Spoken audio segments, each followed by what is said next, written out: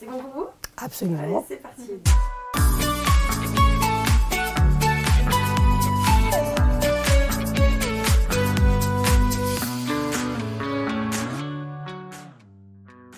Alors la dengue, c'est un virus qui est transmis par piqûre de moustique. C'est une maladie qui est très répandue puisque à peu près la moitié de la population mondiale est exposée et qui sévit dans toute la zone intertropicale.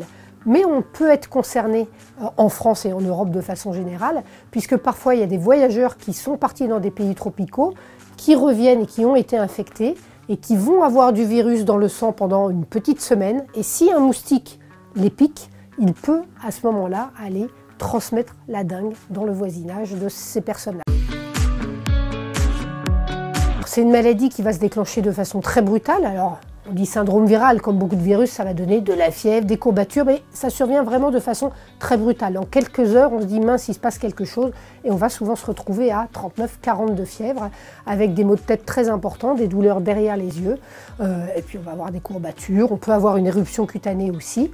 L'incubation est relativement courte, hein, donc c'est en 2-3 jours après l'infection qu'on va avoir ces signes-là, ou pas, puisque c'est des maladies qui, dans la plupart des cas, vont passer inaperçues. Donc ça, c'est pas trop grave, bien qu'on puisse contaminer des moustiques pendant ce temps-là. On a quand même le virus dans l'organisme.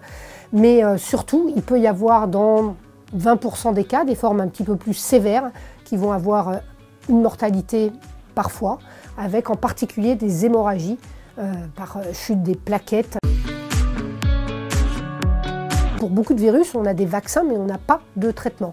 Pour la dengue, on n'a pas tout à fait des vaccins, on y reviendra après. On n'a pas non plus de traitement spécifique. Donc le traitement, ça va être surtout la prise en charge quand on a des formes sévères en réanimation en général, pour passer le cap. Et parfois, heureusement, on arrive à le passer dans un assez grand nombre de cas, mais parfois pas toujours.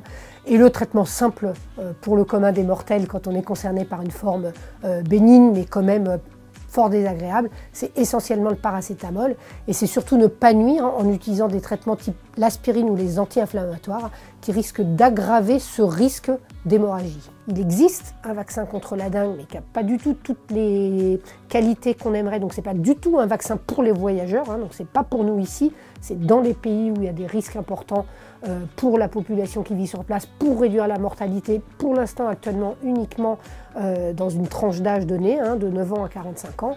Et après, évidemment, il y a de la recherche importante sur un vaccin dengue. Pour l'instant, pour le voyageur, à nouveau, le seul moyen de prévenir, c'est les répulsifs, 3 fois par jour.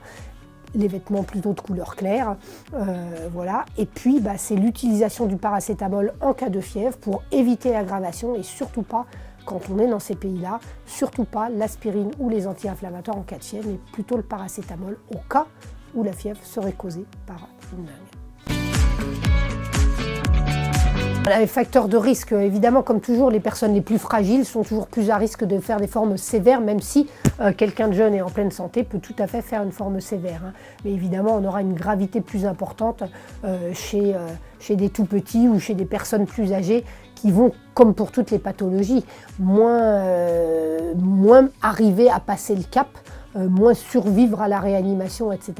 Donc forcément, plus on est fragile, plus on a, pas le risque de complication initiale d'une forme sévère, mais le risque d'aller vers de la mortalité quand on a une forme sévère.